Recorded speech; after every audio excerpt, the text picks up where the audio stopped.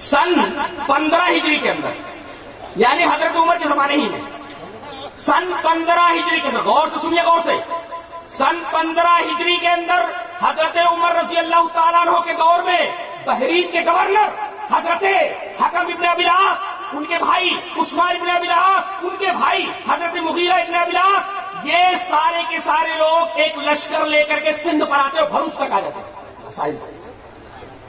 کب آئے ہیں یہ؟ سن 15 کے اندر. کتنی عجیب بات ہے. یعنی نبی کریم صلی اللہ علیہ وسلم کو ابھی دنیا سے گئے ہوئے چند ہی سال ہوئے کہ اسلام یہاں آ گیا. کب؟ سن 15 کے اندر. اسلام کون لایا پہلے؟ امام ابو حنیفہ لائے، وہ تو 80 میں ہوئے، 80 میں پیدا ہوئے، اور سن 15 کے اندر اسلام آ گیا ہمارے ہندوستان میں. اچھا، اور اس کے بعد سن 92 کے اندر خلیفہ ولید ابن عبد الملک، جس کا ایک گورنر حجاج ابن یوسف ثقفی، اس کی سرپرستی میں ایک لشکر سندھ پر آیا راجہ داہر سے لڑنے کے لیے. محمد ابن قاسم جو 19 سال کے تھے، ان کی کمان میں آیا. یہ واقعہ کب کا ہے؟ سن 92 کا. اس وقت امام ابو حنیفہ کی عمر کتنی تھی؟ 11 یا 12 سال کی، چھوٹے سے تھے. یہ آنے والے کون آئے؟ امام کے ماننے والے نہیں، یہ حدیث کے ماننے والے، قرآن کے ماننے والے آئے. اسلام اس طریقے سے آئے. سن 15 کے اندر سے شروع ہوا، سن 92 کے اندر یہ لوگ آئے، اور سن 92 سے لے کر سلسلہ چلتا رہا سن 95 تک. مسلسل 3 سالوں تک یہ اسلام ادھر آتا رہا.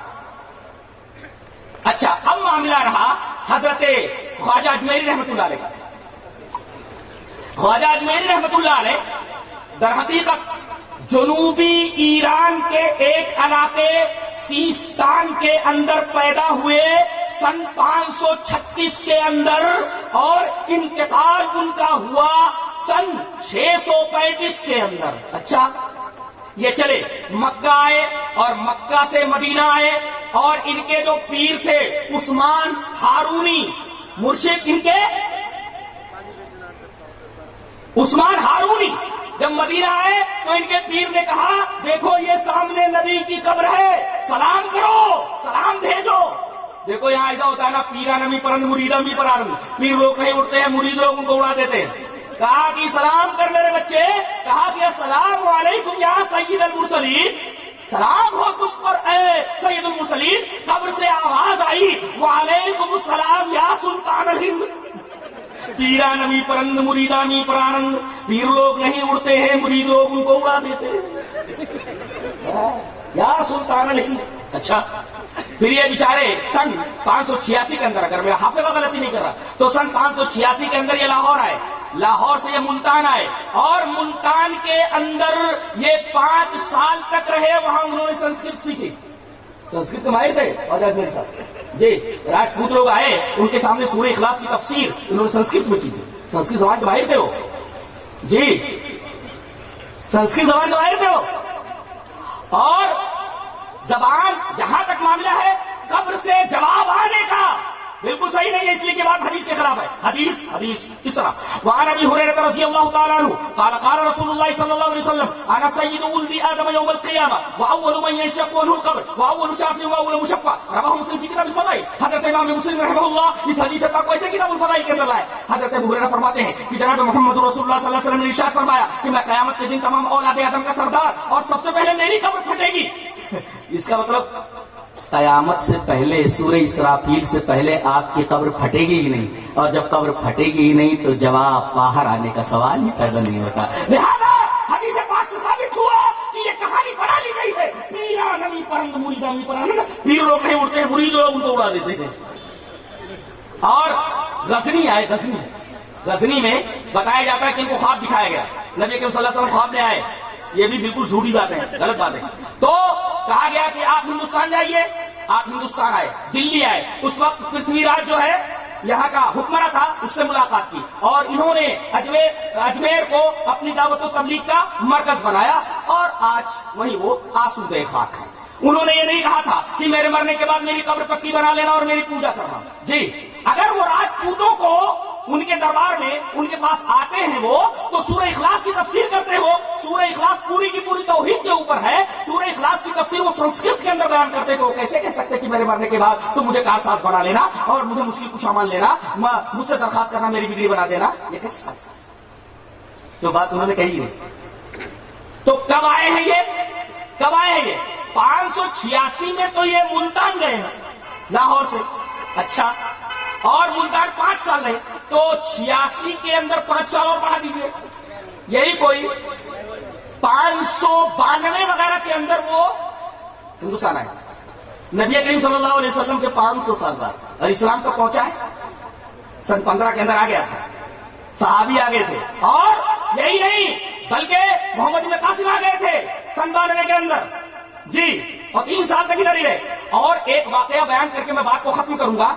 آپ حافظ عماد الدین ابن کثیر کی البدایہ والنہایہ پڑھیے، اور ابھی میرے عزیز عبدالغفار نے اس کو ویکیپیڈیا سے نکالا، جو کہ مستند انسائکلوپیڈیا ہے، اس کے اندر نکالا. تو اس کے اندر یہ لکھا ہوا ہے کہ معجزہ شق القمر، نظر ابن حارث آیا، عاصم بن وائل سہمی آیا، ابو جہل آیا اور کہا کہ اے محمد، اگر تم کہتے صلی اللہ علیہ وسلم، اگر تم کہتے ہو کہ تم نبی ہو تو یہ چاند چودھری کا چمک رہا ہے، اس کو 2 ٹکڑے کر کے بتاؤ. نبی کریم صلی اللہ علیہ وسلم نے اپنی انگشت مبارک چاند کی طرف اٹھائی، چاند 2 ٹکڑے ہو کر کے، ایک ٹکڑا جبل ابو قبیس پر، ایک ٹکڑا جبل قیقان کے اوپر ٹھہر گیا. اس کے بعد بھی ایمان نہیں لائے. حقیقت یہ ہے کہ اگر آدمی حق کو قبول نہ کرنے کا فیصلہ کر چکا ہو تو آسمان سے اگر فرشتوں کو اترتا وہ دیکھ لیا، مردوں سے بات کرنے لگے، وہ ایمان نہیں لاتا. بولے وہ نہ نزل نہیں ملائکہ وکلمہم ہوتا. اگر آدمی حق کو نہ قبول کرنے کا ذہنی فیصلہ کر چکا ہو تو اگر وہ آسمان سے فرشتوں کو اترتا ہوا دیکھ لے یا مردوں سے بات کرنے لگے تو وہ ایمان نہیں لاتا. لا ایمان نہیں لاتا جی. تو جب یہ چاند 2 ٹکڑے ہوا جی، اس وقت کیرالہ میں ایک جگہ کا نام ہے کوڈنگلور، نا کوڈنگلر، ایسا کچھ نام، کوڈنگلر نام اس کا. وہاں ایک راجا تھا چیرامن پیرومل جی، اور ان کے خاندان کے ابھی ایک صاحب موجود ہیں، ان کی تصویر بھی موجود ہے انٹرنیٹ کے اوپر، دیکھ لیجیے آپ. وہ بھی مسلمان ہو چکے تھے، وہ اسی خاندان کے ہیں، اور اس مسجد کی تولیت انہی کے ہاتھ میں جی.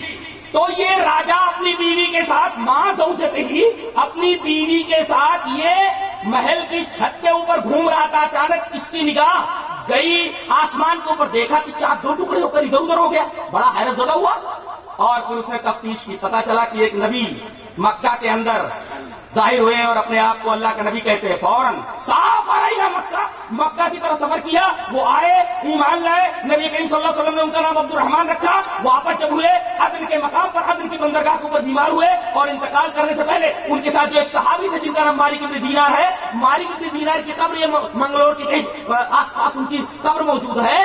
وہ ان کو بھیجا اور کہا کہ میری قوم کے پاس میرا یہ خط لے کر کے جاؤ. دیکھیے یہ بات کب کی ہے؟ جب نبی کریم صلی اللہ علیہ وسلم ابھی مکہ میں ہے، ابھی مدینہ نہیں آئے. اسی وقت یہ آدمی مکہ پہنچ گیا، اور وہاں سے ایک صحابی ادھر آتے ہیں، اور اس طرح نبی کریم صلی اللہ علیہ وسلم کے مکی دور ہی میں اسلام یہاں آ گیا کیرالہ کے. اس سے اس مسجد کا نام ہے مسجد مالک، اور اس مسجد کا نام ہے مسجد چیرامن. یہ مسجد کا نام ہے مسجد چیرامن پیرومل. یہ مسجد ابھی موجود ہے، میں نے پورا نکالا اس کا. عجیب و غریب مسجد ہے، اور اس کے اندر چراغ ہے، ایسے عجیب و غریب قسم کا چراغ ہے. یہ بتاتے ہیں کہ اسی دن اس کی بنیاد سمجھو اس کے ذہن میں ہو گئی. سن 6 کے بعد یہ مسجد کیرالہ میں بنائی گئی. اب یہ کہنا کہ انگریزوں کے زمانے سے پہلے اہل حدیث اپنی مسجد بتائیں، ہم پوچھتے کہ سن 80 سے پہلے کس کی مسجد ہے؟